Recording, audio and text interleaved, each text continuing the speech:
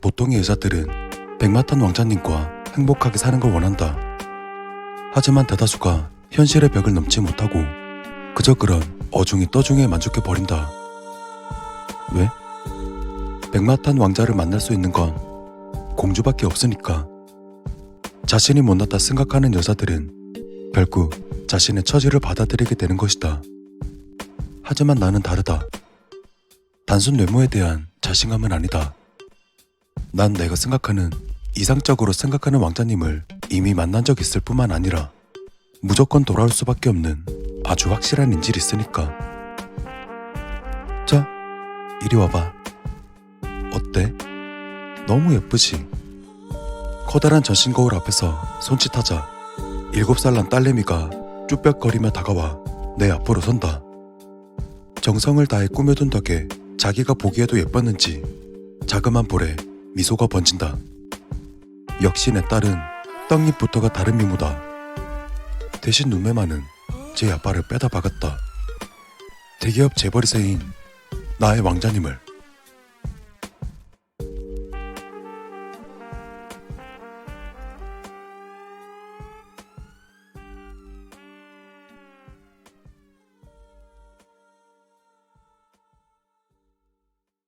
그 일을 처음 만난 건 클럽에서였다. 최전성기였던 그때는 VIP 룸이 아니면 작은 눈길조차 주지 않았다. 괜찮은 사람 어디 없을까?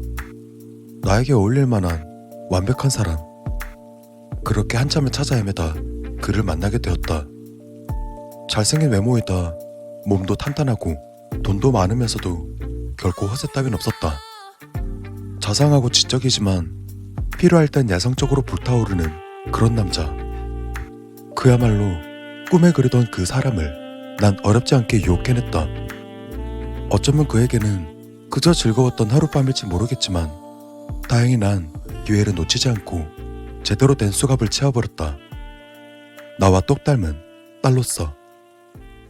혹시나 도망칠까 싶어 뱃속에 애가 태어날 때까지 꾹 참고 기다렸다가 연락이 되지 않던 그의 앞에 나타나서는 보란듯이 안겨주었다. 또한 머리를 쓴 덕에 복잡한 과정은 피할 수 있었지만 그이는 시간을 조금만 달라고 말했다. 본인의 위치가 있다 보니 너그러이 기다리기로 했다. 하지만 그가 원했던 시간이란 생각 이상으로 오래 걸렸다. 딸은 벌써 7살이 되었다. 돈이 떨어질 때쯤 그이는 다른 사람을 통해서 그의 소식과 양육비를 전달해주곤 했다. 그리고 아직까지 그이는 시간이 더 필요하다는 말뿐 더 진도가 나가지 않았다. 설마 이대로 벌어지는 건 아니겠지? 아니야. 설마 이렇게 같지 않은 양육비나 받으면서 평생 미혼모로 사는 건 아니겠지? 그런 불안감은 하루에도 수십 번씩 날 괴롭혔다. 당장 기자들을 부르던 그의 부모님에게 찾아가서 이 아이가 그 사람 아이라고 소리치고 싶은 욕구를 참기 힘들 만큼. 하지만 자칫 잘못했다간 미친 여자 취급을 받거나 정말 쥐도 새도 모르게 처리될 수도 있다. 그럴 바엔 시간이 걸리더라도 그냥 기다리는 수밖에. 이렇게 예쁜 딸을 어떤 누가 모른 척 버려두겠니? 거울 앞에서 생각드는 딸을 보며 그렇게 중얼거렸다. 어지간한 아역 배우들조차 명함도 못 내밀 정도로 예쁜 내 딸. 죽어라 갖고 와낸 결실이 거울 속에서 환하게 웃고 있었다. 저걸 외면할 수 있는 사람은 없지. 내 딸을 한 번이라도 안아든다면 결코 도망치지 못할 것이다.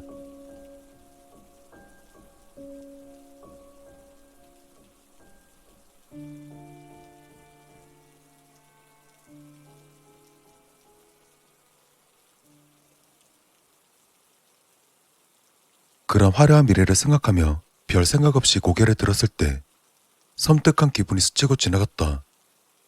딸과 나란히 비치는 거울 속의 내 모습. 전성기 때보단 아니지만 나이에 비해서 동안의 외모이다. 군더더기 없는 몸매. 그리고 뽀얀 피부. 나쁘지 않았다. 아니, 훌륭하다고 할 수 있는 수준이다. 하지만 문제는 이 거울 속에 다른 존재도 함께였다. 아름다운 작은 존재. 순간에 난 이상한 감정이 들었다. 불안감도 있었고 희미한 분노와 함께 말로 표현 못할 감정이 섞였다. 그러다 문득 딸을 안아드는 그이의 모습을 상상해 보았다. 밝게 웃으며 딸의 볼에다 얼굴을 부비는 그 사람의 모습. 그리고 한 발짝 떨어져서 그걸 지켜보고 있는 내 모습. 다급히 거울에 바싹 붙어서 자세히 내 모습을 살펴보았다. 철저하게 관리했지만 역시나 피부의 탄력이 많이 떨어졌다. 몸매도 20대 때와 비교하면 그 힘을 잃어가고 있었다. 손도 머릿결도 그리고 다른 모든 것들이 전부 다 내가 나이를 먹고 있다고 못나지고 있다고 그렇게 내게 말해주고 있었다. 어쩌다가 내가 이렇게 되었을까? 그렇게 예뻤는데 어쩌다가 내가 이 모양 이 꼴로 딸년 머리나 묶어주고 옷이나 입히는 식모가 되었을까? 복잡한 감정들이 또 한 번 밀려온다. 결국 남은 건 딸에 대한 원망과 분노 그리고 질투였다. 딸은 여전히 거울 앞에서 생글거리며 웃고 있었다. 난 딸을 거칠게 잡아 방으로 밀어넣었다. 이제 그만 가서 옷 갈아입어. 거울 보면서 실실 웃지도 말고. 내가 너만 할 땐 그거보다 10배는 예뻤어. 놀란 눈을 한 딸을 뒤로하고 다시금 거울 앞에 서서 가만히 들여다보았다. 이대로는 안 되겠다. 적어도 저 어린 것이랑 나란히 섰을 때 볼품없어 보이면 안 된다. 그이가 나 대신 딸에게 정신이 팔리게 해서는 안 된다. 예쁜 것을 만들고 키우는 몸종이 되어서는 안 된다. 주인공이 되기 위해서 열심히 살아야겠다.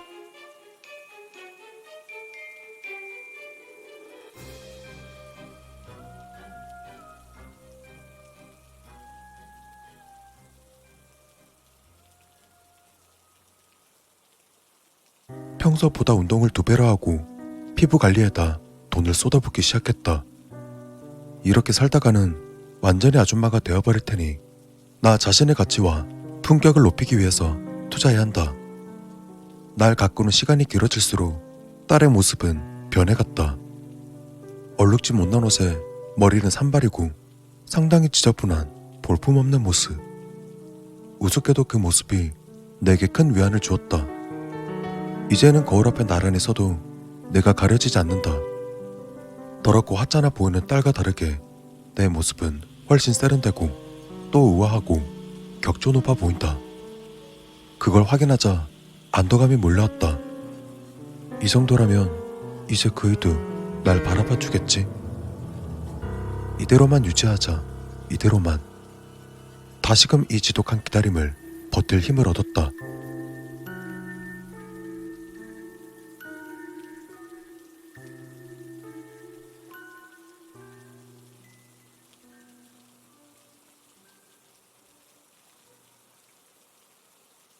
엄마, 나 머리 묶어주세요. 헤어 고무줄을 들고 밝게 다가오는 딸에게 약간의 불쾌감을 느꼈다. 하지만 잠자코 건네받아 얌전히 머리를 묶어주었다. 대신 전에와 같이 예쁘고 화려한 기술 따윈 없이 그냥 거슬리지만 않게 대충 모아서 묶을 뿐. 근데 딸의 머리카락을 만지던 중 다시금 섬뜩함을 느껴야 했다. 어떻게 이렇게 부드럽지? 최근 들어서는 딸의 머릿결 케어는 하지 않고 있는데 각종 트리트먼트와 영양제로 내 머리에 정성을 쏟을 뿐 갈수록 푸석해지는 나와는 다르게 딸의 머리카락은 부드럽고 건강했다. 딸의 머릿결에 비해서 지금 내 머릿결은 짐승의 털과 다를 바 없었다. 이번엔 단 하나의 감정만이 느껴졌다. 질투. 내게 없다면 이 조그마한 계집애도 가질 자격이 없는 것이다. 난 곧바로 고무줄을 던져버리고 주방에서 가위를 꺼내었다. 엄마, 왜 그래? 딸애가 더 뭐라 하기도 전에 난 딸의 머리카락을 잡아들고 숭덩술렁 잘라내기 시작했다. 딸애는 갑작스러웠는지 전혀 반응하지 못하고 있다가 뒤늦게 울음을 터뜨리며 몸을 빼내렸다. 거칠게 머리채를 쥐어잡은 채 꼼짝 못하게 만들고는 가위질을 멈추지 않았다. 그리고 이내 투박하게 잘린 머리카락들로 바닥을 가득 채우고 나서야 만족감을 느낄 수 있었다. 거울에 딸의 모습이 비춰졌다. 엉망으로 머리가 잘려 못난이가 되어버렸다. 비로소 난 진정하고 안정을 찾을 수 있었다. 가서 씻어. 더럽게 그러고 있지 말고. 딸을 욕실로 밀어넣은 뒤 거울을 보며 내 머리를 쓸어보았다. 내일은 헤어샵에서 제대로 관리를 받아야겠다.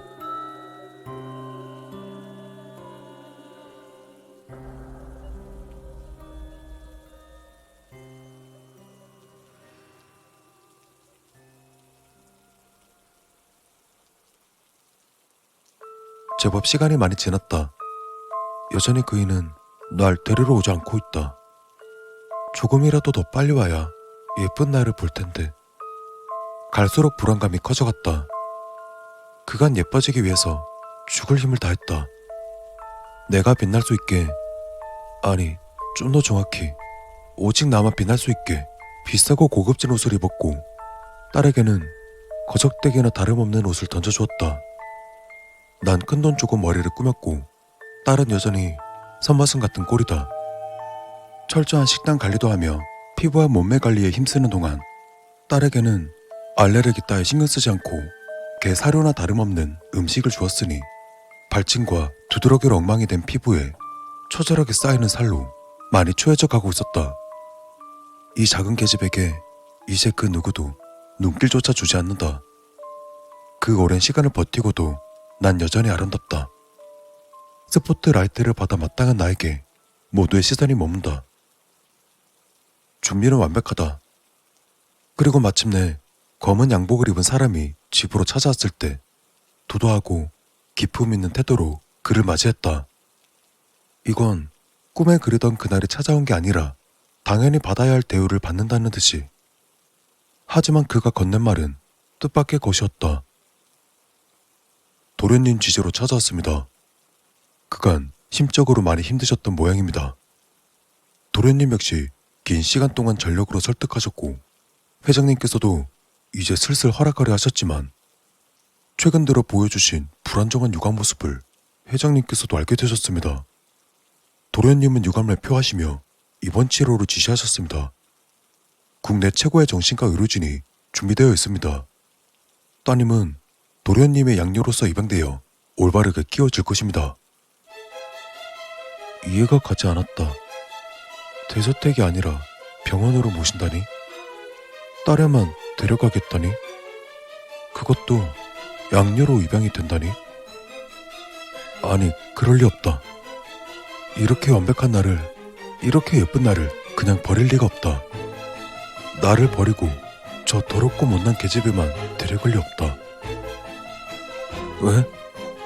내가 아니라 이 계집을 데려가겠다고? 그렇게 어린 게 좋아? 잘 가꾸면 나보다 예뻐질 것 같아서? 웃기지 마. 이 더러운 계집에만 데려가고 난 병원에서 늙어 죽으라고? 역시 내가 너무 안일했다. 나를 닮은 미모는 고작 이 정도로 죽일 순 없다. 보다 확실한 조치가 필요하다. 다시는 보고 싶지 않을 만큼 혐오스럽고 더러운 꼴로 만들어야 한다. 다급히 난 방 안으로 뛰어들어가 문을 잠궜다. 그리고 자고 있는 그 계집을 잡아 일으켰다. 그래, 이걸로는 부족하다 이거지. 나보다 인연이 더 예쁘다 이거지. 두고 봐. 인연 얼굴이 어떻게 변하는지. 마침 눈앞에 거울이 있었다. 거울에 비친 내 모습은 완벽하고 아름다웠다. 그리고 버려진 지새끼보다 못한 꼴로 눈물 콧물 쏟아내며 잡혀있는 계집애. 누가 더 예쁜지, 누가 더 대접받아야 하는지 확실히 할 시간이었다. 난 분노를 담아 거울에 주먹을 휘둘러 제일 큼직한 조각을 집어들었다. 7번쯤 난도질 해버리면 충분하겠지. 번들거리는 유리나를 들이밀자 딸려는 그야말로 짐승 같은 울음을 질러내었고 나의 간 버둥거림이 날 자극해왔다. 그래, 더 울어. 그렇게 못난 얼굴을 해야 내가 더 빛나니까. 날카로운 유리 파편에 손에선 피가 나고 있었지만 고통 따윈 없었다. 마침내 유리 조각이 딸의 피부에 닿으려는 그 순간 우직하고 문이 부서지며 검은 양복이 들이닥쳤다. 이거 놔. 나한테 이러면 안 되지. 천연이 아니라 날 데려가. 한참을 바라게 봤지만 소용없었다. 허탈감과 억울함에 기운이 빠져 축 늘어진 채 끌려나가며 마지막으로 고개를 들고 반쯤 깨져나간 거울을 바라보았다. 거미줄처럼 갈라진 거울 속으로 돌이킬 수 없을 정도로 망가져버린 짐승이 있었다.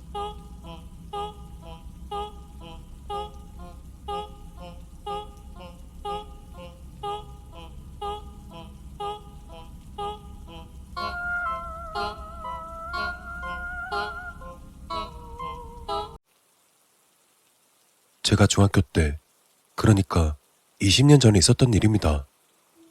그때의 전 한창 철없는 아이였습니다. 당시는 PC방이 생긴 지 얼마 되지 않았을 때입니다. 그리고 한창 채팅이라는 게 유행을 타기 시작했습니다. 제 친구들은 채팅을 통해서 이성 친구를 만나기도 했었습니다. 하지만 당시의 전 여자라는 단어만 들어도 부끄러움이 많았던 때라 말도 제대로 못하고 그랬었습니다. 그 당시 친구 중 한 명은 채팅을 하다 한 여자애를 만난 적이 있습니다. 아마 한 달 정도 사귀었던 걸로 기억합니다. 근데 문제는 그 친구가 그 여자애 때문에 자살하기 직전까지 갔었다는 것입니다. 그 친구가 채팅으로 만난 여자를 너무 좋아해서? 아닙니다. 그 친구는 그 여자애를 미친 듯이 무서워했습니다. 친구는 처음 그 여자애를 만났을 때 긴 생머리에 이목구비가 뚜렷한 것이 딱 자기 스타일이라고 말했습니다. 지금부터 그 여자애를 제2양이라고 하겠습니다. 처음에 두 사람은 평범한 연애를 시작했습니다. 또한 많은 친구들이 채팅으로 만난 그 친구를 부러워했습니다. 그러다 어떤 사건이 터집니다. 어느 날 친구의 휴대폰에 남겨진 다른 여자의 음성을 제2양이 듣게 되었습니다. 음성 내용까지는 잘 모르겠지만 그 사건을 계기로 심하게 싸우고 결국 두 사람은 헤어지게 됩니다. 그러다 제2양은 제 친구에게 죽여버리겠다고 말했다는 겁니다. 여자들이 흔하게 투정 부리듯 친구는 그 말을 크게 신경 쓰지 않았습니다.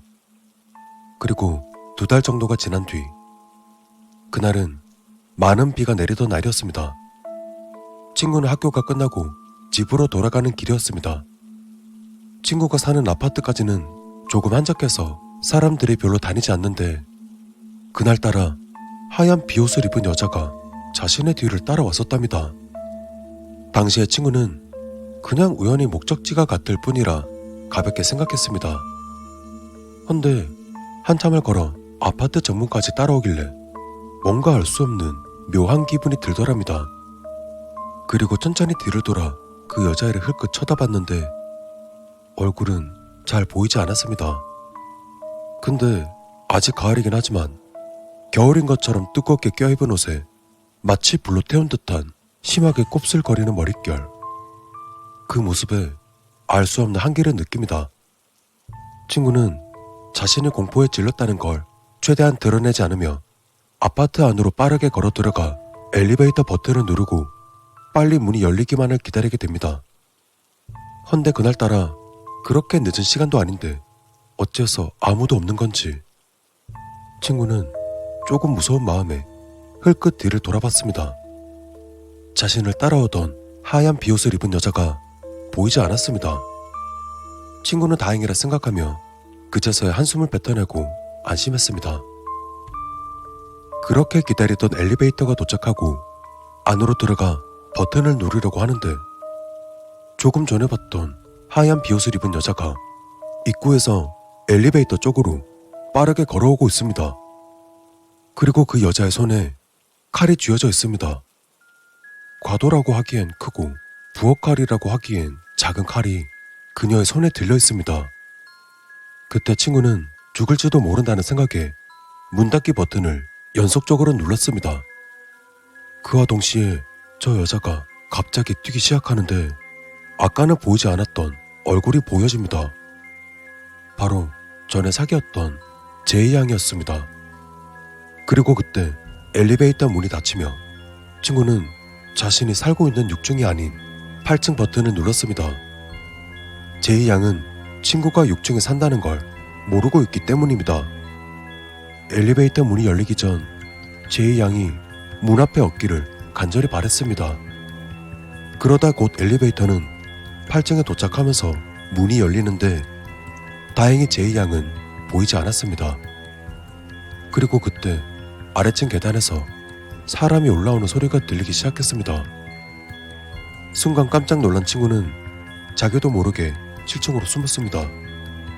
근데 조금 전 들려오던 발소리가 사라졌습니다. 갑자기 왜 조용하지?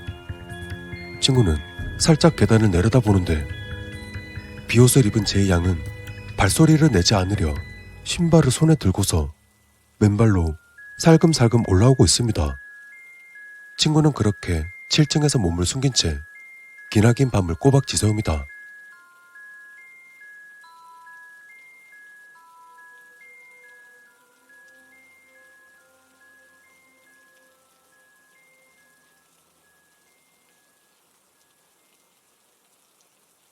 그 다음날 친구는 우리들에게 전날에 있었던 일을 이야기했지만 솔직히 우린 믿지 않았습니다.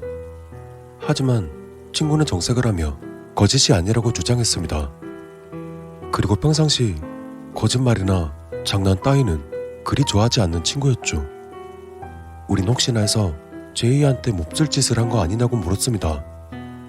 하지만 친구는 제이 양과 가벼운 입맞춤조차 하지 않았습니다. 그리고는 자신을 왜 괴롭히는지 모르겠다며 하소연을 털어놓았습니다. 당시에 우리들은 어렸었던 탓이었는지 그 친구의 하소연을 심각하게 받아들이지 못했습니다. 그리고 그날 제이는 또다시 친구를 찾아왔습니다. 다행히 그날은 비가 오지 않았습니다. 친구는 집에 가는 길에 혹시 제이 양이 따라오고 있지 않을까 뒤를 주시하며 걸었습니다. 그리고 아파트 입구까지 들어와 다시 뒤를 확인해 봤지만 제이 양의 모습은 역시 보이지 않았습니다. 안심한 친구는 엘리베이터를 타려고 버튼을 누른과 동시에 아무 생각 없이 몇 층의 엘리베이터가 있나 고개를 들었는데 순간 친구는 소름이 돋는 걸 느꼈습니다. 그냥 우연일지도 모르지만 어제 친구가 내렸던 8층에 엘리베이터가 멈춰 있었기 때문입니다. 엘리베이터가 내려오는 동안 제이 양이 8층에 기다리고 있으면 어떻게 하나 고민했답니다. 그리고 엘리베이터가 1층에 도착해서 문이 열리는데 다행히 엘리베이터에 타고 있는 사람은 아무도 없었습니다. 친구는 엘리베이터에 타서 8층 버튼을 누르고 문이 닫히기 전 다시 엘리베이터에서 내려서 신발을 벗고 살금살금 계단으로 걸어서 올라갑니다. 친구는 계단을 오르면서도 중간중간 엘리베이터 위치를 확인했습니다. 그러다 이내 8층으로 엘리베이터가 도착했습니다. 8층에 엘리베이터가 도착했을 당시 친구는 4층까지 올라가 있었습니다. 그리고 그때 친구는 혹시라도 만약에 8층에 제이 양이 숨어 있다면 아무도 없을 엘리베이터에 제이 양이 속았다는 것을 생각하자 그 상황에 웃음이 나왔습니다. 그렇게 웃음을 억지로 참아내며 다시 계단으로 나가려는 순간 4층 계단에서 3층 계단으로 내려가는 제이의 뒷모습을 보게 됩니다. 조금만 더 빨라졌다면 제이와 계단에서 마주쳤겠죠.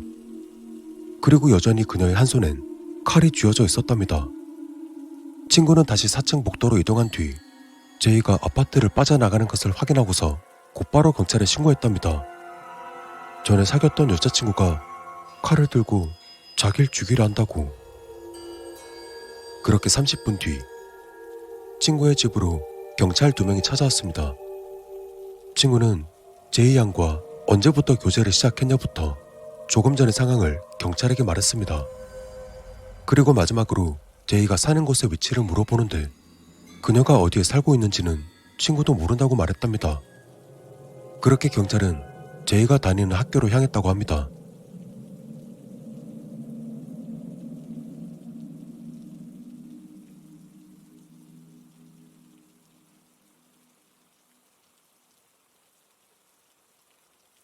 나중에 알게 된 사실이지만 경찰에게 듣게 된 말이 있습니다. 그날 경찰들은 제이가 다니는 학교에 찾아가 봤지만 제이의 이름의 학생은 그 학생 명단엔 없었다고 합니다. 그리고 그 다음날 친구는 자신의 집에 들어가기 전 아파트 관리실에 들어가 관리실 아저씨에게 혹시 하얀 비옷을 입고 곱슬머리 스타일의 여자를 본 적이 없냐고 물었습니다. 근데 관리실 아저씨께서 하시는 말은 저에겐 충격으로 다가왔습니다.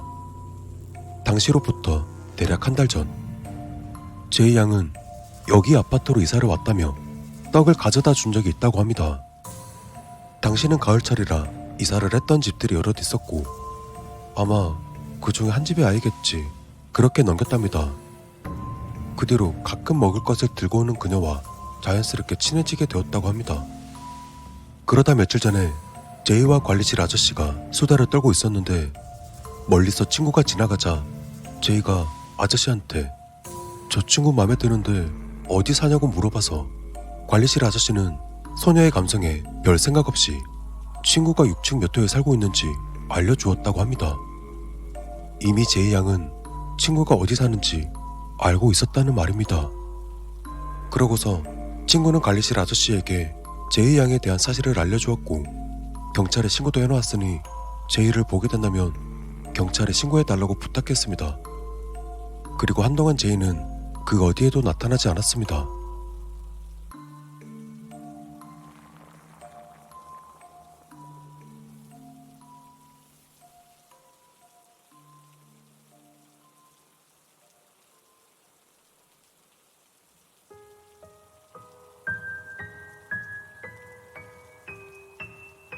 그러다 1년의 시간이 흐른 뒤 제이는 다시 친구를 찾아오게 됩니다. 친구는 한동안 제이가 나타나지 않자 더 이상 제이가 나타나지 않을 것이라 안심하며 지냈습니다. 그날은 가을비가 내리던 날이었고 조금은 쌀쌀한 날씨였습니다. 그날 친구네 부모님은 집에 계시지 않았고 친구 혼자 집을 보고 있었답니다. 근데 부모님이 나가시고 1시간도 채 지나지 않아서 집안에 초인종이 울렸답니다. 집에 올 사람이 없는데 누구지? 그렇게 생각하며 늘상 그래왔듯 별 생각 없이 인터폰 화면을 봤는데 화면 속에서 제이 양이 친구를 노려보고 있었습니다. 친구는 순간 무서웠지만 한편으론 화가 나기 시작했습니다. 그래서 인터폰 수화기를 들어 그동안 쌓여있던 울분을 토해내며 제이에게 욕설을 퍼붓기 시작했다고 합니다. 근데 친구가 아무리 욕을 해도 화면 속 제이 양은 표정 하나 변하지 않았답니다. 마치 제이는 아무것도 들리지 않는 것처럼. 그러다 제풀에 지쳐버린 친구가 대체 자기한테 왜 그러냐고 토해내듯 말하자 제이는 딱 한마디를 남기고서 계단으로 내려가 버렸다고 합니다. 이번이 마지막 기회였는데 이제 더 이상은 없어. 제이가 화면에서 사라진 후에도 친구는 제이 때문에 한동안 정신을 못 차렸답니다.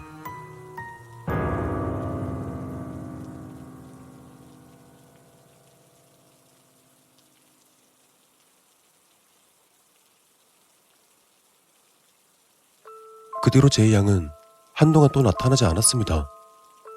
하지만 친구는 제이 양이 어디선가 지켜보고 있다는 생각 때문에 정상적인 생활이 어려워지게 되었습니다. 길을 걸으면서 두리번거리는 습관이 생겼다던지 아파트 엘리베이터를 타기 전 반드시 이웃 주민과 함께 타야 했으며 그러지 못하는 날에는 항상 집까지 계단으로 올라갔다고 합니다. 그것도 발소리가 나지 않게 신발을 벗고서 말이죠. 그러던 어느 날 친구 집 아파트 라인이 엘리베이터 점검 때문에 옥상이 개방되었던 적이 있었습니다.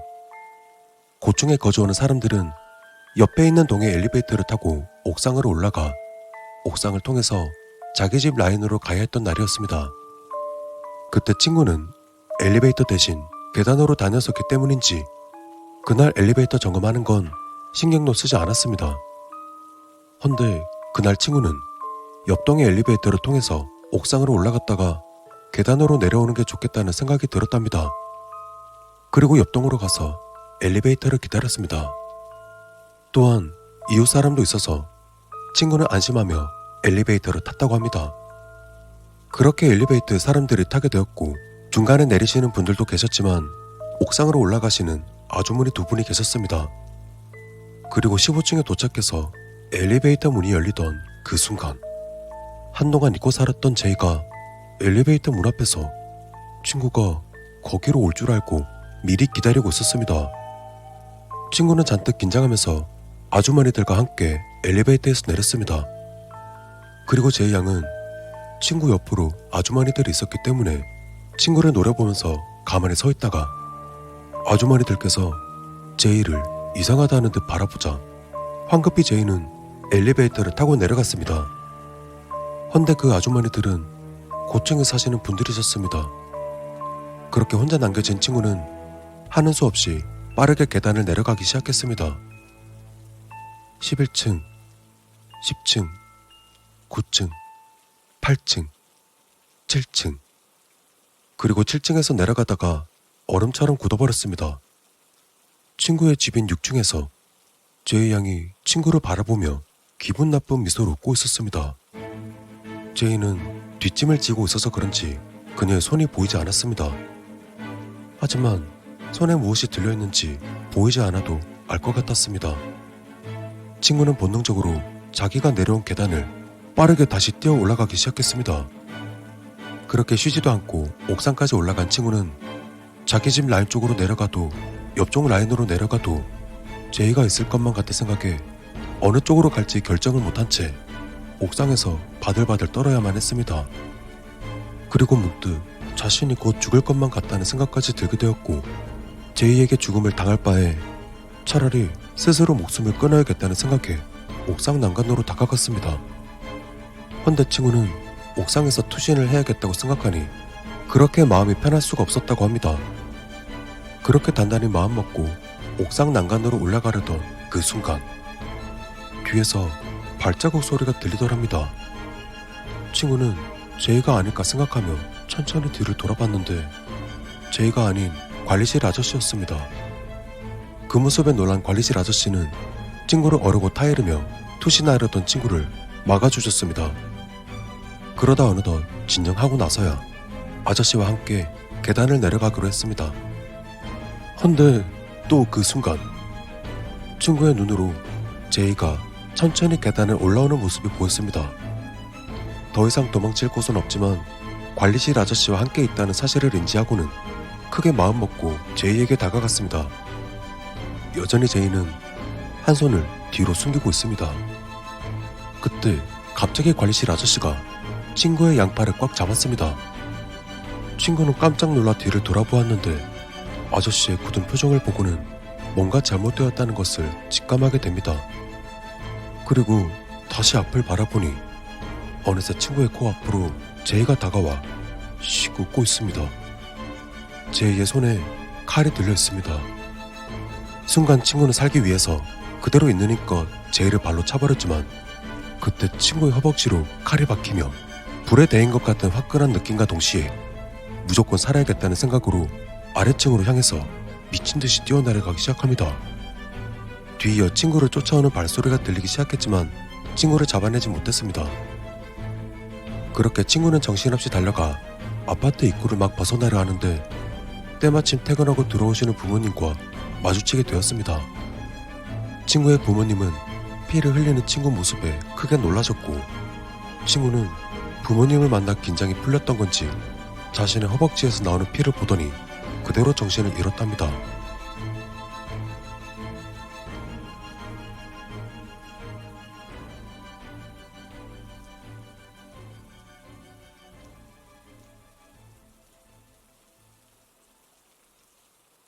그날 제이 양은 친구 아파트를 배회하다가 신고를 받고 출동한 경찰에게 현행범으로 붙잡혔습니다. 그리고 이건 친구가 경찰서에서 듣게 된 이야기입니다.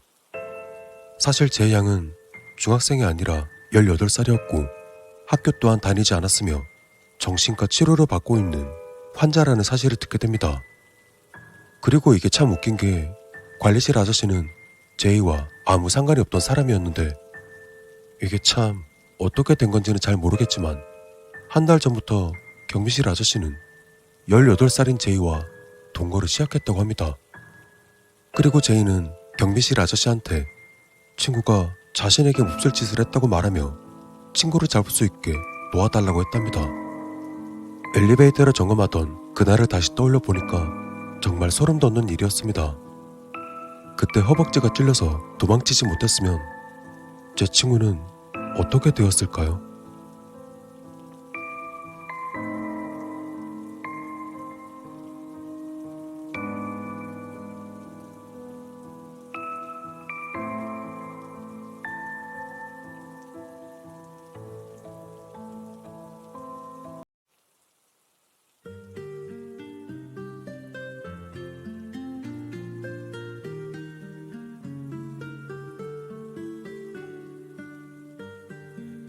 신입생일 때 겪은 이야기다. 2008년 대학 시절 신입생일 때 나는 과대를 맡고 있었다. 4살 터울 형의 조언을 듣고 선배들과 빨리 친해질 수 있다는 말에 난 선뜻 과대를 자칭했지만 틈만 나면 술자리에 불러내는 선배들, 굳은 일을 해야 하는 자리인 과대를 하게 된 것이 큰 후회가 되었다. 게다가 과 조교라는 녀석은 뭐가 그리 귀찮은지 그가 해야 될 것까지 내게 떠넘기기 일쑤였기 때문에 나의 불만은 날이 갈수록 점점 커지고 있었다. 그날 역시 조교가 해야 될 일이었던 야간대 학생들의 수업이 끝나고 강의실 청소하는 것 따위를 내가 하고 있었을 때였다. 강의실 앞엔 커다란 화이트보드와 마구잡이로 나와 있는 의자들과 삐뚤삐뚤 어지러져 있는 책상들. 난 2층에 위치한 강의실에 어지러져 있는 책상들과 의자를 정리하면서 그냥 과대하지 말걸, 내가 왜 이딴 걸 한다고 해서는, 이런 말 따위들을 중얼거리고 있었다. 그리고 그때 시간은 저녁 9시가 조금 넘은 시간이었다. 내가 정리하는 이 강의실의 건물은 4층으로 된 공대 건물이었는데 2층엔 바로 옆에 있는 또 다른 건물과 구름다리 형식으로 이어져 있었다. 난 2층의 정리를 마치고서 3, 4층에 있는 강의실을 정리하기 전 다른 건물로 이어지는 구름다리 중간쯤에서 난간에 팔을 기대고 담배를 피며 한숨을 돌리고 있었다. 그때였다. 어디선가 시선이 느껴졌다. 고개를 돌려보니 우리 공대 건물과 이어져 있는 반대편 공대 건물 4층에서 어떤 여자가 이쪽을 응시하고 있었다. 여자는 머리가 길었다. 또 여자의 얼굴은 보이지 않았다. 실내에 불이 켜져 있고 아마 역광이라 그런지 여자의 얼굴은 보이지 않았다. 야간대 학생들의 강의가 끝났을 시간이라 뭐지?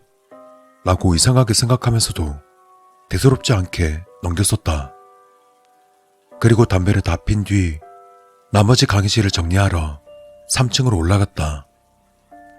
그때도 난 투덜거리며 3층 강의실을 정리하고 있었는데 앞에 화이트보드를 보니 기분 나쁜 그림이 그려져 있었다. 머리를 산발한 여자가 피눈물을 흘리며 손가락으로 내 쪽을 가리키고 있는 기분 나쁜 그림. 아니, 기분 나쁘기보다는 사실 섬뜩했다. 난 소심스럽게 속으로 욕을 뱉어대며 그림을 박박 지운 뒤 책걸상을 정리하는 중 우연찮게 창가를 바라봤는데 아까 4층에서 나를 응시하던 여자가 이번엔 나와 같은 층인 3층에서 날 정면으로 응시하고 있었다. 방금 화이트보드에 그려져 있던 그 모습과 똑같이 나를 손가락으로 가리키면서. 속으로 난 시겁했지만 이젠 3층 강의실도 거의 마쳤고 4층 강의실만 정리하면 됐었기 때문에 애써 무시하며 4층으로 올라갔다. 그런데 4층 강의실에 있는 화이트보드에도 그림이 그려져 있었다. 이번엔 눈을 위쪽으로 향하고 손가락도 위쪽을 향해 있는 위를 응시하는 기분 나쁜 그림. 난 화들짝 놀라며 재빨리 창가로 다가가 아래쪽을 살펴봤다. 맙소사. 아니나 다를까 이번엔 아까 그 여자가 2층 구름다리에서 손가락으로 위쪽을 향하고는 나를 위로 응시하고 있는 게 아닌가. 평소에 귀신을 본 적도 없고 그런 걸 믿지도 않지만 온몸에 소름이 돋으며 뭔가 잘못되었음을 직감했다. 난 정리고 뭐고 서둘러 강의실을 빠져나가려는데 고개를 돌리다 보니 다시 화이트보드 쪽으로 시선이 가게 된 순간 난 그 자리에서 굳어버렸다. 그려져 있는 그림은 마치 뒤로 빨려나가듯 조금씩 희미해지더니 그대로 사라지는 것이 아닌가. 그리고 다음 순간 난 일생 최대의 공포를 느끼게 되었다. 조금 전 여자의 그림이 사라진 화이트보드 뒤쪽으로 사람의 다리가 보였다. 분명 이 건물에는 나 혼자일 텐데 그려져 있는 그림이 저 여자로 변한 것일까? 그러다 천천히 움직이는 다리. 터벅터벅. 신발도 신지 않은 창백한 맨발이 움직일 때마다 난 비명을 지르며 달아나고 싶었지만 보이지 않는 덫에 걸린 듯 움직일 생각을 하지 않았다. 이윽고 여자는 화이트보드에 가려져 있던 상체가 보였다. 그려져 있던 그림과 같은 모습이다. 눈에선 시뻘건 피가 흐르며 핏발선 눈동자와 산발한 머리, 또 흰 원피스를 걸친 모습. 나와 눈이 마주치자 뚝 하고 걸음을 멈추더니 서서히 팔을 올린다. 동시에 이 꼬리는 점점 올라가고 그려져 있던 모습과 같이 날 응시한 채 손가락으로 날 가리키고는 씩 웃고 있는 섬찟한 모습. 동시에 몸이 움직이며 미친 듯 비명을 질러대며 강의실을 빠져나갔다. 헌데 내가 비명을 지르며 도망갈수록 여자도 비명을 지르며 엄청난 속도로 날 따라오고 있다. 난 미친 듯 빠르게 1층 로비까지 뛰쳐나갔고 입구 쪽에 있는 경비실 아저씨가 부르는 소리에도 들린 채 만 채 밖으로 뛰쳐나갔다. 그리고 자취방까지 미친 듯이 뛰어가서는 방문을 걸어 잠그고 나서야 진정할 수 있었다. 그렇게 숨을 고르는 데까지는 5분의 시간이 걸렸었다. 조교가 시킨 4층 강의실 정리를 해야 하지만 다시 그곳에 가기엔 죽기보다 싫었다.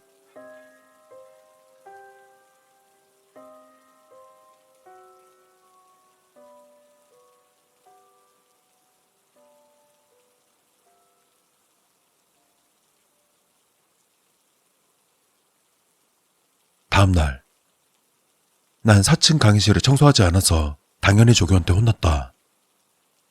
하지만 난 용기를 내서 다음부턴 청소 같은 거 직접 하시면 안 되냐고 간절한 부탁을 했었고 다른 일을 하더라도 절대 이것만큼은 못하겠다고 울먹거리며 간곡히 말하자 조교도 뭔가 이상했는지 알겠다고 말했다. 그러고 아무 일 없이 1학년 생활을 마치고 군대에 다녀오고 나서 복학을 했다. 그리고 얼마 전 그때의 조교 소식을 듣게 되었는데 1년 전쯤 4층 강의실에서 뭔가에 엄청 놀란 듯한 표정을 지은 채 쇼크사로 죽은 시체로 발견되었다고 한다. 그날 내가 본 여자는 도대체 무엇이었을까?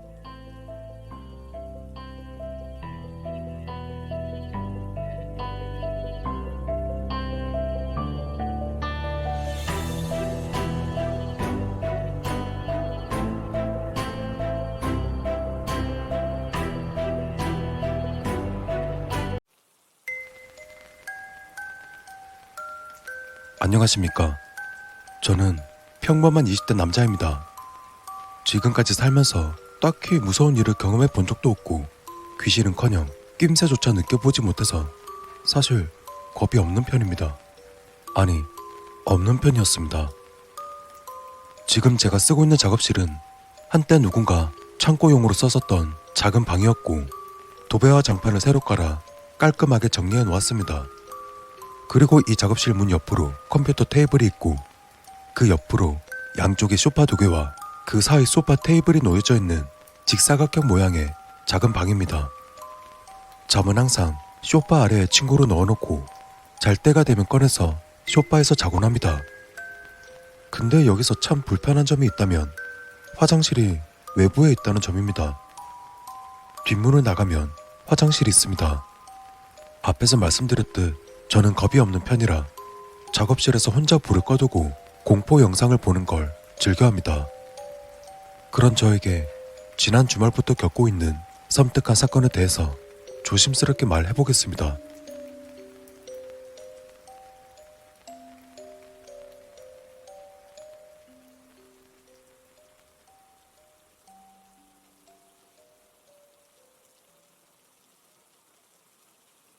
지난주 주말이었습니다. 평소 술을 즐겨 먹던 동생이 작업실에 놀러가도 되냐고 전화가 왔습니다. 친동생은 아닙니다. 그렇지 않아도 심심하기도 했고 간만에 같이 게임이나 할 겸 치킨은 내가 살 테니 간단한 안주와 술을 사오라고 말했습니다. 그리고 얼마 뒤 작업실 뒷문을 똑똑 두드리는 소리가 들려왔습니다. 그래서 뒷문을 열어보니까 그 동생은 묵직한 비닐봉투와 술박스를 안고서 낑낑거리고 있더라고요. 야, 작업실이 무슨 술집이야? 왜 이렇게 많이 사왔어? 그러자 녀석은 제 툴툴거림은 듣지도 않고 무거우니 빨리 거들어 달라며 오히려 짜증을 내더라고요. 그러다 작업실을 쭉 둘러보던 녀석은 야, 형, 소파에 냉장고에 싱크대에 컴퓨터에 TV에 완전 꿈의 방을 다 만들어놨네. 그러면 같이 살래? 한 달에 20이야. 됐거든요. 남자들의 방식으로 인사한 저희는 소파 테이블에다 안주와 술을 풀고 본격적으로 술을 먹기 시작했습니다. 그나저나 우리 얼마 만이지? 몰라. 형, 치킨 언제 와? 녀석의 말과 함께 치킨이 도착했습니다. 서로의 잔에다 술을 채운 뒤 도착한 치킨은 적절한 타이밍이었습니다. 그렇게 저희 둘은 새벽까지 배가 터지도록 술과 안주를 먹어댔습니다. 그리고선 게임을 좋아하는 젊은 남자들이 그렇듯 컴퓨터 한 대씩을 붙잡고 당시에 핫했던 게임인 오버워치를 하기 시작했습니다. 늦은 새벽 음주를 하는 게임은 아주 개판이었습니다. 그러다 얼마 되지 않아서 녀석은 소파로 가더니 벌러덩 누워 자더라고요. 전 술에 잘 취하지 않는 스타일일 뿐더러 잠도 적은 편입니다. 그리고 그때가 새벽 3시 정도였을 겁니다. 잠을 자던 녀석이 갑자기 잠에 깨서는 저에게 말을 걸더라고요. 당시 TV를 보고 있던 저는 TV 소리에 집중했는지 동생 녀석이 하는 말을 잘 못 들었습니다. 그래서 제가 고개도 돌리지 않고 TV 소리 때문에 못 들었어. 좀 전에 뭐라고 말했어?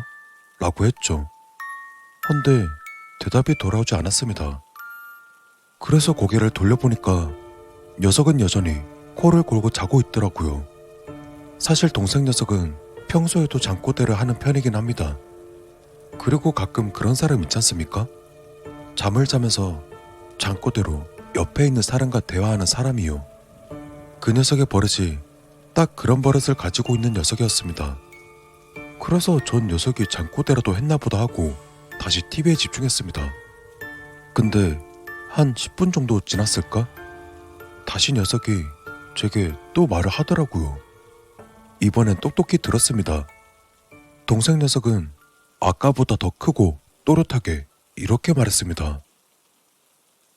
내 말 못 들었어? 순간적으로 온몸에 소름이 돋았습니다. 순간에 저는 가만히 얼어서 움직임을 멈추었습니다. 그리고 천천히 고개를 돌려 녀석 쪽을 쳐다봤습니다. 녀석은 여전히 잠을 자고 있었습니다. 그러다 순간 이런 생각이 들었습니다. 저 녀석이 지금 나에게 장난이라도 치는 걸까? 전 괜히 센 척을 하며 대답했습니다.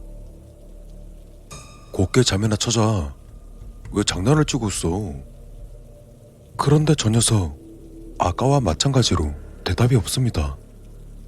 그 순간 저는 당장 저 녀석을 흔들어서라도 깨워야겠다는 생각이 들었습니다. 그런데 그 순간 깨우지 마. 동생의 입에서 갑자기 이질적인 목소리가 들렸습니다. 분명 동생의 목소리가 아닙니다. 아무리 술에 취하고 속이 좋지 않더라도 동생의 목소리가 분명 아닙니다. 그러다 문득 동생을 깨우면 안 될 것 같다고 판단했습니다. 왜인지는 잘 모르겠습니다. 어떠한 일이 생길 것 같다고 해야 할까? 그리고 또다시 동생의 입에서 이질적인 목소리가 들려왔습니다. 여기 우리 집이야. 당장 썩 꺼져. 아니면 죽여버릴 거야. 당신은 술에 취하진 않았지만 술이 확 깨는 느낌이 들었습니다. 방금 녀석이 뱉은 말 중에 이상한 점 눈치채지 못하셨나요? 우리 집이니까 라고 했습니다. 한 명이 아니라는 말입니다. 그러다 동생이 몇 번 뒤척이더니 천천히 상체를 일으키고서 저를 뚫어져라 쳐다보았습니다. 헌데 동생의 눈동자가 흰자위밖에 보이지 않았습니다. 그러고서 소름 돋는 표정으로 씩 웃더니 아무 말 없이 고개를 좌우로 천천히 끄덕끄덕거리기 시작했습니다. 소름 돋는 그 모습에 결국 저는 참지 못하고 비명을 질러대며 밖으로 뛰쳐나갔습니다. 그리고 그 순간 현관에 있던 센서등이 켜지려 할 때 전구가 터져버리고 말았습니다. 그 순간 다리가 풀리며 그대로 바닥에 쓰러지고 말았습니다. 쉽게 믿기 힘드시겠지만 정말 단 하나의 거짓도 없는 진짜 상황입니다. 그렇게 제가 바닥에 쓰러져 대체 이게 무슨 상황일까 혼란스러운 그때 작업실 안에서 동생이 화들짝 놀라며 잠에서 깨는 소리가 들려왔습니다. 뭐야? 저는 직감적으로 이번에 깨어난 건 진짜 동생이라는 것을 느끼며 조심스럽게 방을 슬쩍 들여다봤습니다. 지금 일어난 건 진짜 동생이 맞는 것 같습니다. 그리고 녀석은 제가 어디 갔는지 찾으려 고개를 두리번거리고 있었습니다. 저는 잽싸게 안으로 들어가 동생을 잡아 끌고 작업실 밖으로 나왔습니다. 왜? 뭔데? 형 왜 그래? 강도라도 있어? 전 동생의 말을 무시하고 작업실 문을 잠그고서 곧바로 택시를 잡았습니다. 그렇게 택시를 타고 이동하면서 자초지종을 설명했습니다. 그리고 우린 그대로 찜질방으로 향해서 그곳에서 잠을 잤습니다. 솔직히 저는 밤새 뜬 눈으로 지냈습니다.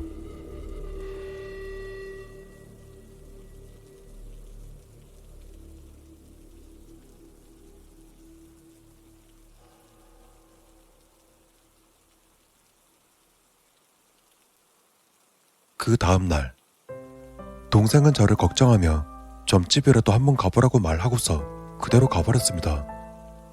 딱 봐도 어제 있었던 일에 대해서 겁먹은 눈치였습니다. 그날 전 찜질방에서 나오자마자 동네에서 알아준다는 점집으로 곧바로 찾아갔습니다. 그렇게 점집을 찾아가서 사정을 말씀드리니 그 무당이 이렇게 말하였습니다. 제가 기가 센 편이라 그런지 귀신들은 자신들을 직접 보거나 느끼지 못해서 동생이 잠든 사이 동생 몸으로 들어가 저에게 말을 걸어왔던 것이라고 말했습니다. 그리고 기가 센 사람한테조차 그 정도로 말할 귀신들이면 그 공간에 대해서 굉장히 집착이 강하고 절대 위험한 귀신이라고 그렇게 말을 덧붙였습니다.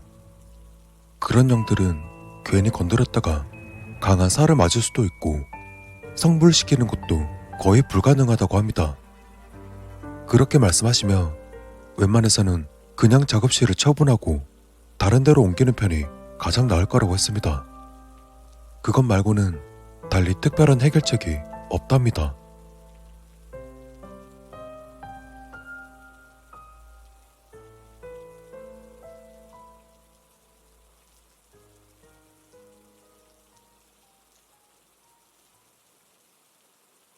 전 아직도 이 작업실에서 생활하고 있습니다. 밤이 되어도 불을 끄지 못하고 소파에서 잠은커녕 그쪽은 쳐다보지도 못합니다. 밖에 있는 화장실도 무서워서 쓰지 못하겠습니다. 그리고 센서 등은 교체하자마자 얼마 가지 않아 전구가 폭발해버립니다. 실화 같지 않으시죠? 믿지 않으셔도 좋습니다. 당사자인 저는 글을 쓰고 있는 지금 이 순간도 솔직히 공포스럽습니다. 앞으로 최소 1년은 더 살아야 되는데 정말 미쳐버리겠습니다.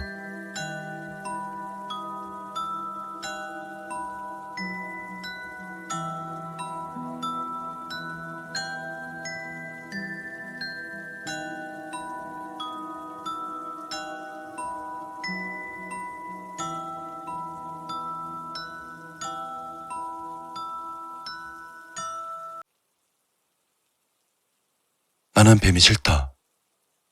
하지만 당신이 뱀을 좋아한다면 지금 이 영상은 피해줬으면 한다.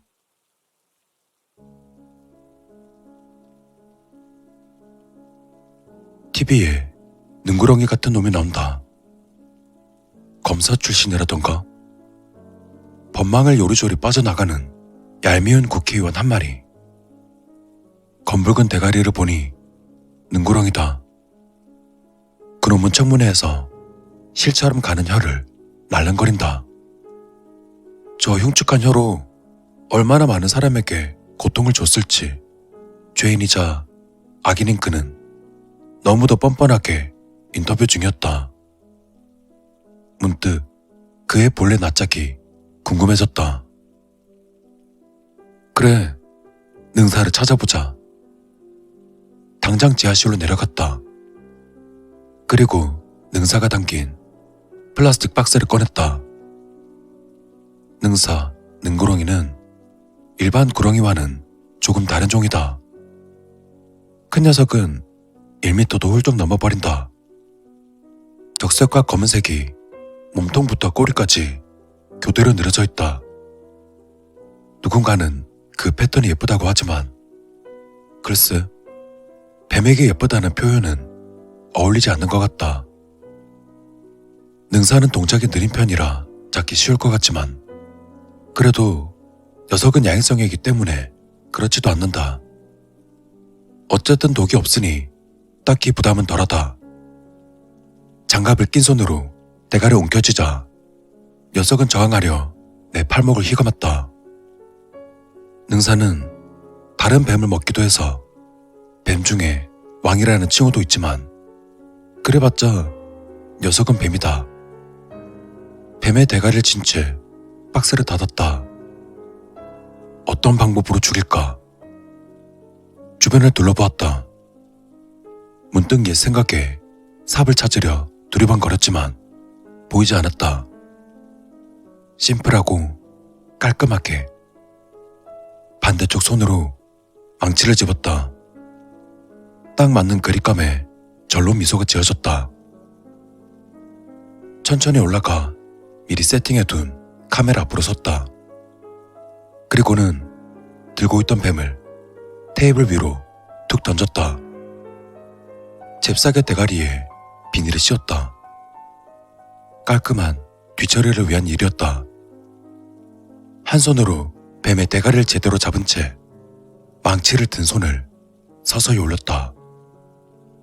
몸통과 꼬리가 미친 듯 요동치지만 머리는 고정되어 있다. 잘 찍히고 있는지 카메라를 한번 보고서 씩 웃었다. 그리고 힘껏 내리쳤다. 나의 힘찬 일격으로 두개골과 턱뼈가 박살났을 것이다.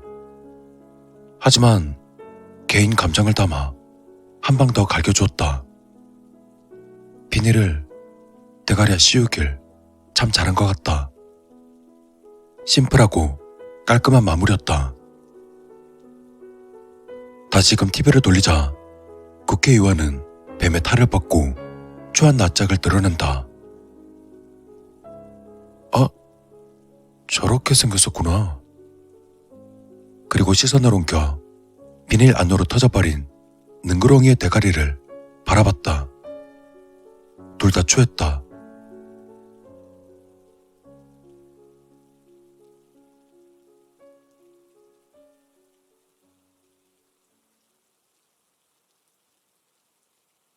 나는 뱀이 싫다. 뱀을 좋아하는 사람이라면 읽지 않았으면 한다. 이 이야기는 내가 뱀을 죽이며 정신병을 치료하는 이야기다.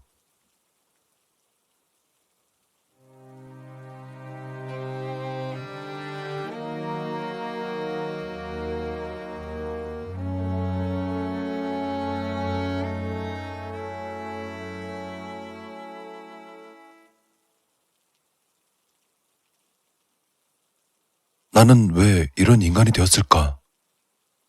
사람마다 다르겠지만 난 어렸을 적 어떠한 사건 때문에 이런 사람이 되었다. 현실을 위해 과거를 돌아보자. 뱀을 마주한 적이 있나? TV나 책이 아닌 실체의 뱀을 말이다. 손과 발이 없어 배로 땅바닥을 기어다니는 그 징그러운 형체를 실제로 마주한 순간, 그 끔찍한 순간을 난 비교적 어린 나이 때 마주했다. 아주 어렸을 적 일이지만 그 끔찍한 기억은 잊을 수가 없다. 몹시 더운 여름날 할아버지 시골집에 놀러갔을 때였다. 한 손에는 할머니께서 쥐어주신 막대 사탕과 다른 한 손엔 엄마의 손을 꼭 잡고 할아버지 집 근처를 걷고 있었다. 시골 풍경에 조금 들떠섰다. 그리고 엄마에게 이것저것 물어보면서 귀찮게 만들었다. 시골 똥개와 누가 잘 짓나 대결도 하고 비닐하우스에 들어가 보겠다고 떼를 쓰기도 했다. 그러다 엄마가 조금 지쳤을 무렵 내 눈으로 초록색 대문이 들어왔다. 그리고 대문 옆에는 빨간 주머니가 놓여 있었다. 지금 생각하면 그냥 시시한 양파망이었지만 당시에 어렸던 나는 그 빨간 주머니가 마법의 주머니처럼 보였다. 사실 내 시야를 먼저 끈 건 빨간 주머니가 아닌 초록 대문에 걸린 사자 모양의 문고리였다. 입을 벌리고 있는 사자 얼굴에 동그란 고개가 달려 있었는데 난 그것을 잡고 싶었다. 그리고는 대문으로 가서 손을 뻗으려던 찰나 빨간 주머니는 꼬마 아이의 관심을 끌려는 듯 꿈틀거렸다. 미세한 움직임이었다. 쪼그리고 앉아 빨간 주머니를 유심히 바라봤다. 무언가 있었다. 손을 내밀자 빨간 주머니에서 기다란 그것이 스르르 나왔다. 그리고는 민소매를 입어 드러난 하얗고 통통한 팔을 타고 올라왔다. 어느새 그것은 얼굴까지 다다랐다. 그 혐오스러운 모습과 소름 끼치는 감촉에 놀라 고함을 지를 법도 했지만 공포 때문인지 호기심 때문인지 난 그것이 입을 벌려 속살을 보일 때까지 가만히 있었다. 손끝부터 전해지는 차가운 감촉에 얼어붙었었다. 난생 처음 접하게 된 미지의 생명체는 바로 코앞까지 다가왔고 엄마의 날카로운 비명과 함께 그 후의 기억은 사라졌다. 그리고 평생 잊을 수 없는 꿈을 꾸었다. 끔찍한 악몽이었다. 꿈속에 나는 무언가의 뱃속에 들어가고 있었고 그 시꺼먼 뱃속에서 팔과 다리가 없던 징그러운 미지의 생명체들이 내 입속으로 꾸역꾸역 들어오고 있었다. 멀리까지 이어진 녀석들의 몸통을 보고서 소리를 지르고 싶었지만 목이 막혀 아무런 소리도 나오지 않았다. 눈을 떴을 땐 병원이었다. 엄마와 아빠 그리고 할머니와 할아버지가 내 시야에 들어왔다. 시야가 흐려지고 날 끌어안는 엄마 때문에 놀라 울음이 터져버렸다. 그때 나는 그랬다. 어머니 품에 안겨 엉엉 울면서 생각했다. 뱀의 뱃속인가? 아니면 뱀이 뱃속에 있나? 지금 생각해보면 뱀의 뱃속이 아닌 게 천만 다행이다. 그 뱀이 비단뱀 정도였다면 어땠을까? 상상만 해도 끔찍하다. 가끔 사람을 삼킨 뱀에 대한 뉴스가 해외 토픽에 소개되지 않는가? 불룩 솟아오른 비단뱀의 배를 갈랐더니 사람의 시체가 나왔다는 그런 신기한 뉴스. 병원에서 뱃속에 괴물이 들어있다며 고래고래 소리치며 울었다. 엄마가 안아주고 달래도 소용이 없었다. 그러다 울음이 그친 건 의사 선생님이 오신 뒤였다. 그런데 그 의사는 한 손으로 뱀의 대가리를 움켜쥐고 있었다. 그 광경을 보고서 난 그대로 기다려버렸다. 물론 나중에 알았지만 그건 청진기였다.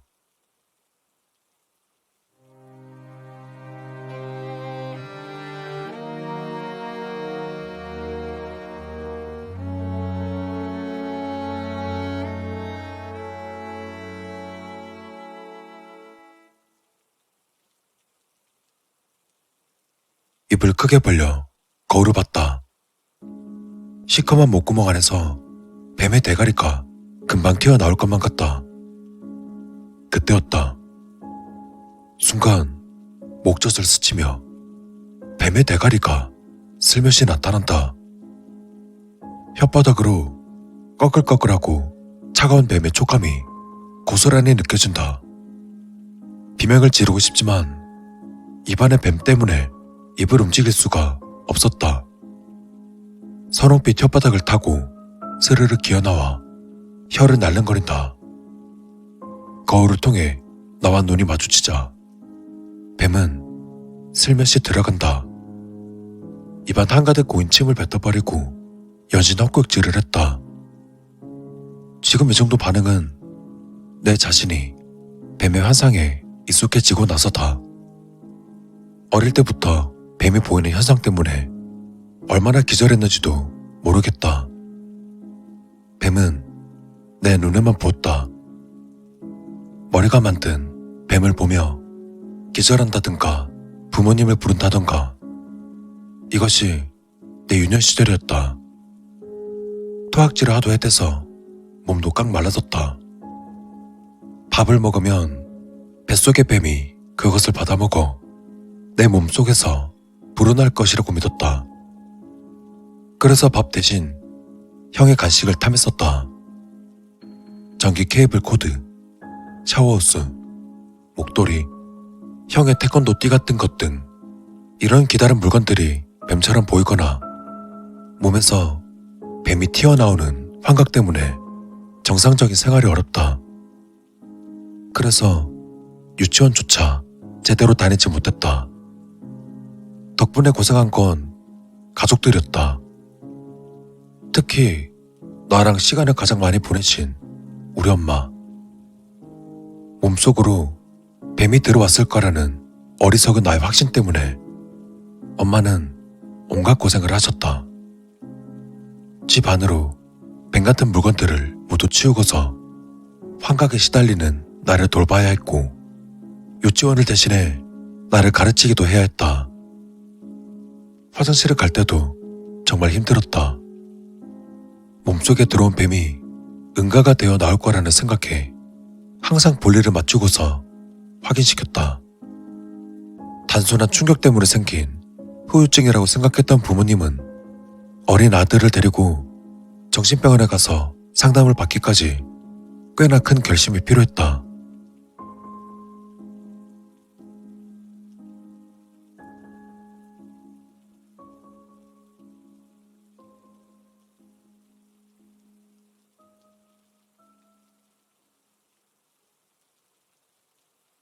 안경 때문에 눈이 더 작아 보이는 의사 선생님. 그 의사 선생님을 내 인생에서 은인으로 봐야 할지 원수로 봐야 할지.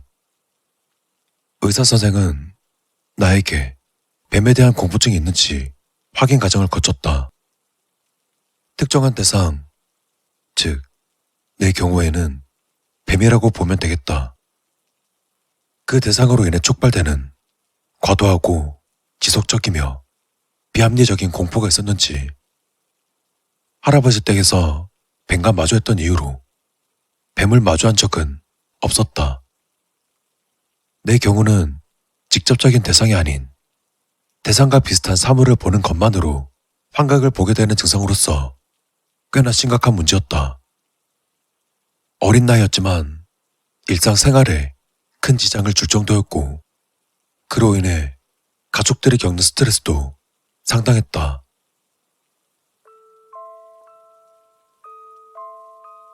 난 비교적 밝은 분위기의 상담실에서 의사 선생님과 단둘이 심리치료를 시작했다. 네모난 나무 책상에 그와 마주 앉았고, 그는 책상 앞에 박스를 올리고서 나를 지그시 보며 옅은 미소와 함께 말했다. 이원진? 엄마 아빠한테 들었어. 뱀이 나타나서 원진이를 괴롭혀? 나는 고개를 끄덕였다. 선생님이 지금부터 박스에 있는 물건들을 보여줄 건데, 나는 본능적으로 고개를 저었다. 그 안에 뱀이 들어있을 거라고 생각해서였다. 하지만 그는 내 생각을 알아차렸는지 말을 이었다. 걱정 마. 여기에 원진이가 싫어하는 뱀은 없어. 그는 말이 끝난 뒤 보란듯이 박스를 흔들며 자신의 귀를 박스에 가져갔다. 봐. 아무 소리도 안 들려. 원래 뱀은 쉬 하는 소리를 내는데 박스 안은 조용해. 들어볼래? 난 조심스럽게 박스로 귀를 가져갔다. 박스 안은 고요했다. 어때? 괜찮지? 아무 소리도 안 들리지? 나는 밝아진 표정으로 고개를 끄덕였다. 오늘 선생님이 이 박스에서 3가지 물건을 꺼내서 보여줄 건데, 우리 원진이가 잘 도와주면 맛있는 간식 줄게. 간식 이야기에 살짝 기분이 들떴다. 엄마가 간식을 절대 못 먹게 하는 바람에 사탕이나 초콜릿은 그 당시 나에게 커다란 유혹이었다. 밥을 잘 먹지 않다 보니 간식만 먹으려 했고, 그로 인해 언제나 간식은 금지였다. 의사 선생님은 가운 주머니에 손을 집어넣더니 무언가를 꺼냈다. 그는 주머니에서 간식 뭉치를 한 움큼 꺼내 보였다. 막대사탕, 껌, 초콜릿, 젤리 등 꼬마를 유혹할 만한 간식들이 책상에 와르르 쏟아졌다. 온 신경이 간식 쪽으로 향했다. 얼른 한가득 입에 넣어서 그 달콤함을 만끽하고 싶었다. 어때? 먹고 싶지? 침을 삼키는 걸로 대답을 대신했다. 근데 원진아, 사실 이건 그냥 초콜릿 사탕이 아니야. 뱀을 죽이는 약이야. 말 잘 들으면 우리 원진한테 다 줄게. 말 잘 들을 수 있지? 시선을 간식에 둔 채 고개를 끄덕였다. 선생님처럼 눈을 꼭 감아봐. 안 그래도 작았던 선생님의 눈이 더 작게만 보였다. 마치 사라질 것만 같았다. 나도 선생님을 따라 눈을 감았다. 혹시나 눈이 떠질까봐 바짝 눈에다 힘을 주며 세게 눈을 감았다. 지금 박스를 열어서 우리 원진이한테 실을 보여줄 거야. 실이 뭔지 알지? 난 갸우뚱했다. 우선 손 내밀어 볼래? 작은 손을 내밀자 손끝에 간지러운 감촉이 느껴졌다. 이건 실이라고 하는 건데 지금 원진이가 입고 있는 예쁜 옷도 실로 만들었어. 눈 떠볼까? 눈을 뜨자 가느다란 하얀 실이 손바닥에 올려져 있었다.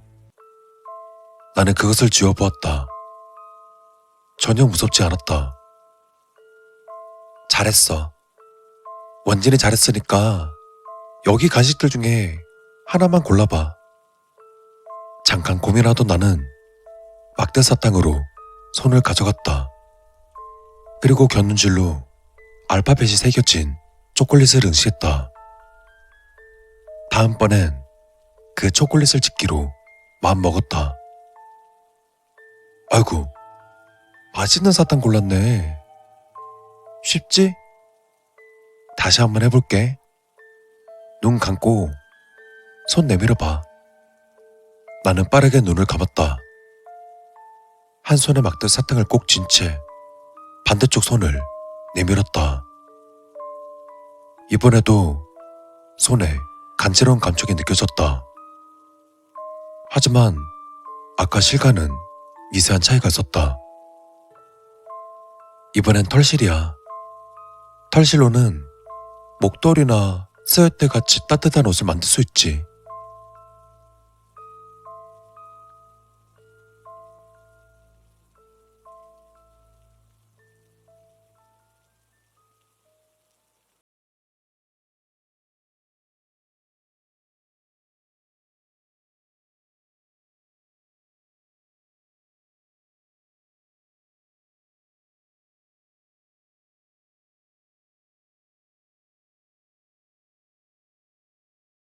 떴다.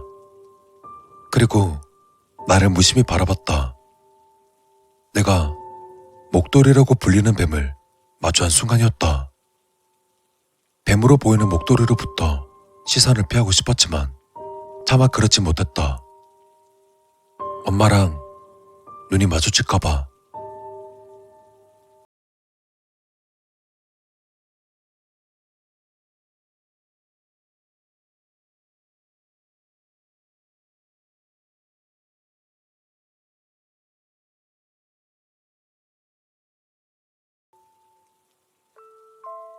잠깐 불쾌한 기억이 스쳐갔다. 그리고 나도 모르게 실눈을 떠서 손바닥을 바라봤다. 작은 손바닥에는 작은 목도리 뱀이 올려져 있었다. 어? 라는 짧은 소리와 함께 들고 있던 막대 사탕이 바닥에 탁 하고 떨어졌고 난 기절하고 말았다. 나의 첫 치료는 그렇게 끝났다.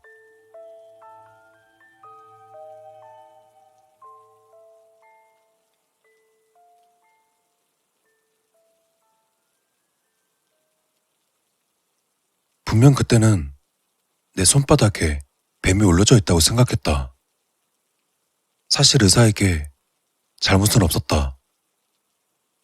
털실 정도는 뱀으로 보지 않았을 것이다. 좀 전에 의사가 내뱉은 목도리라는 키워드에 머릿속의 뱀이 반응한 것뿐이었다. 의사의 입장에서는 공포대상과 노출의 정도를 조절하며 내가 반응하는 것에 대한 테스트를 마치고서 치료 방법을 결정했어야 했으니까. 의사 선생님에 대한 첫인상은 그 정도였다. 선생님은 집으로 돌아가는 내게 미안하다며 막대 사탕을 지어주려 했다. 하지만 내게 사탕을 주지 말라며 차갑게 말하는 엄마에게 제지당하자 의사 선생님은 꽤나 놀란 표정을 지어보았다. 내가 기억하는 의사 선생님의 눈이 가장 커 보였던 때였다. 엄마의 입장에선 시험이랍시고 아이를 기절시킨 것이 꽤나 화가 났던 모양이었다. 그러다 아빠의 말로에도 불구하고 엄마는 나를 데리고 집으로 갔다. 차 안에서 못 먹은 간식들이 생각났다.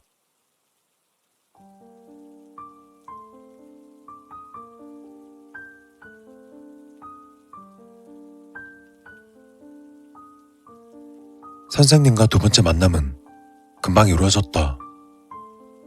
의사 선생님은 나를 치료할 수 있다며 계속 엄마에게 전화를 걸어 설득했기 때문이었다. 아빠도 치료는 빠를수록 좋다며 전문가에게 모두 맡기자고 하셨다. 그러다 내게 알맞은 치료법을 찾았고 최선을 다하겠다는 말에 넘어가셨다고 들었다.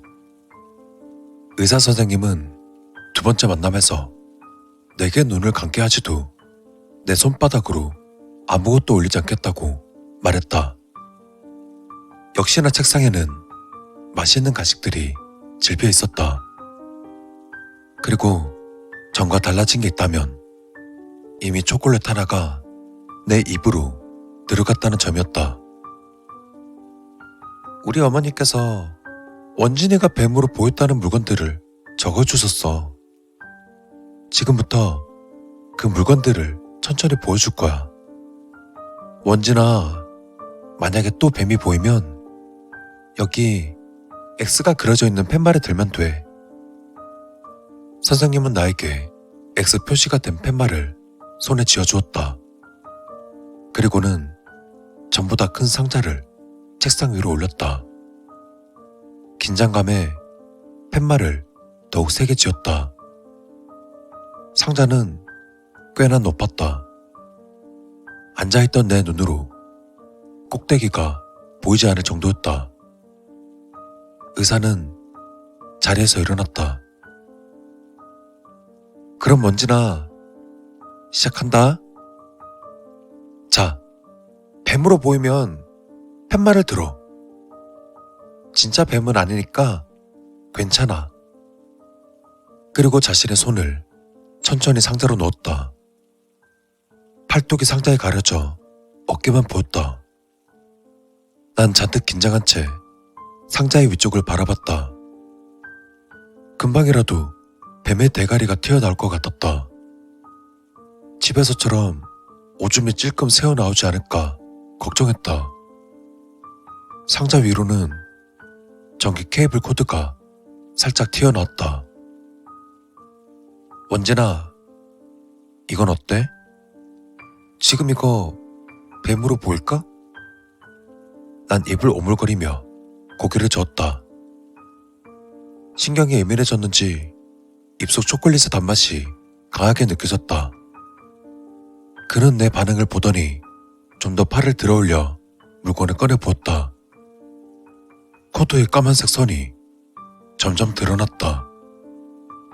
그리고 좀 더 들어올리자 그의 손에서 뱀의 대가리가 나타났다. 손에 쥐어진 뱀의 대가리를 시작으로 기다란 몸통이 상자까지 늘어졌다.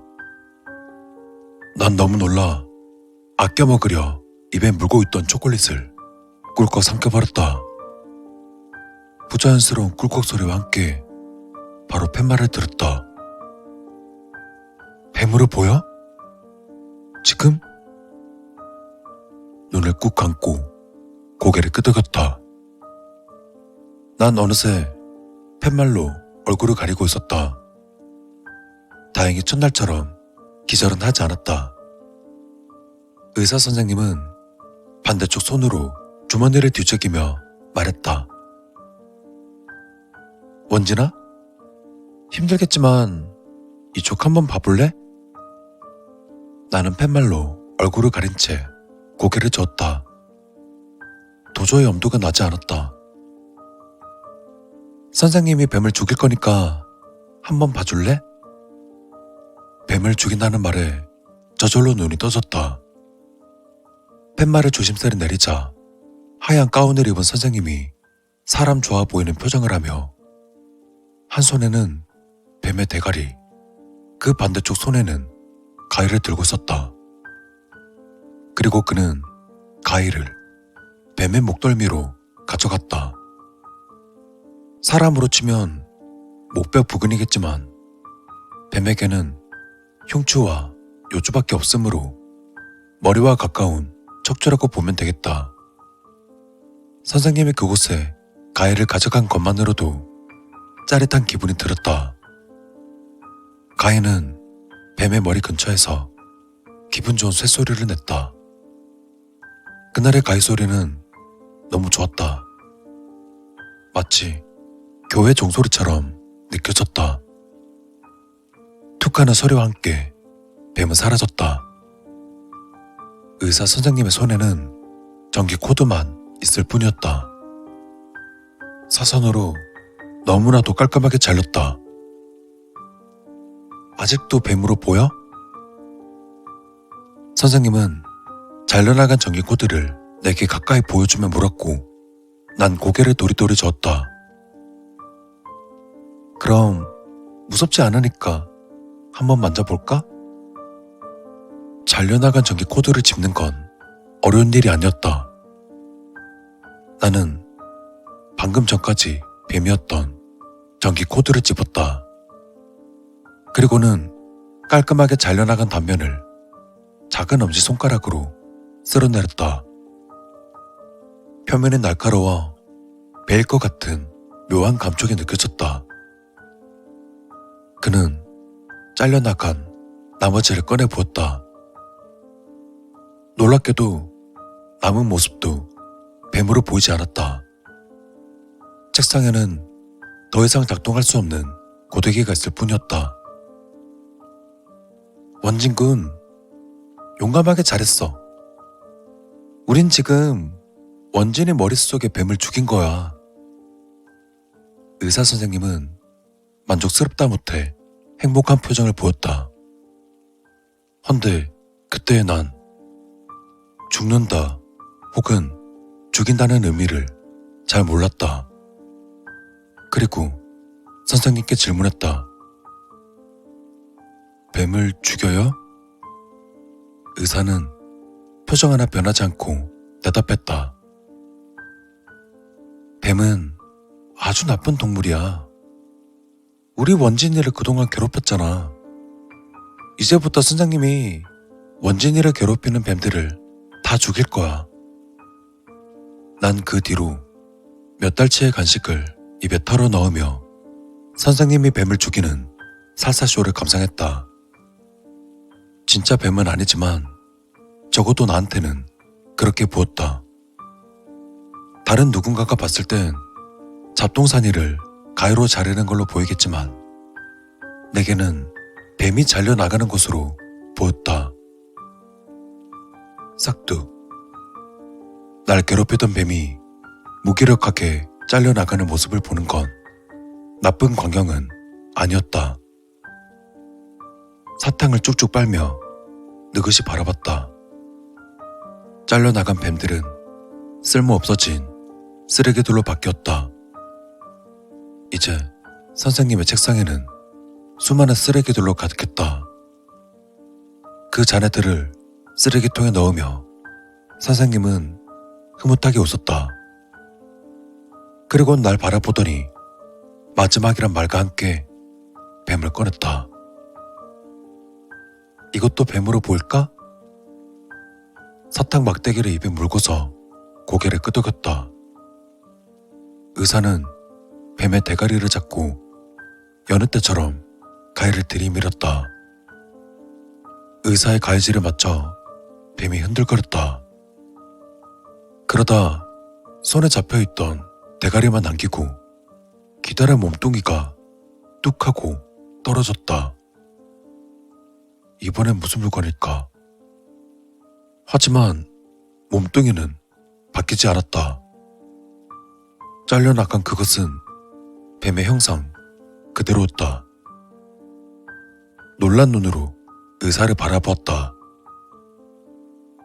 사실 이건 고무로 만든 장난감 뱀이야. 한번 만져볼까? 고개를 저으며 강하게 부정했다. 무서워? 이미 죽었어. 장난감이라 물지 않아. 난 무섭지 않았다. 가위에 잘려나간 싸구려 장난감일 뿐이지만 만지고 싶지 않았다. 뱀처럼 생겼고 나는 뱀이 싫으니까 싫어서 만지지 않았다. 의사는 강요하지 않았다.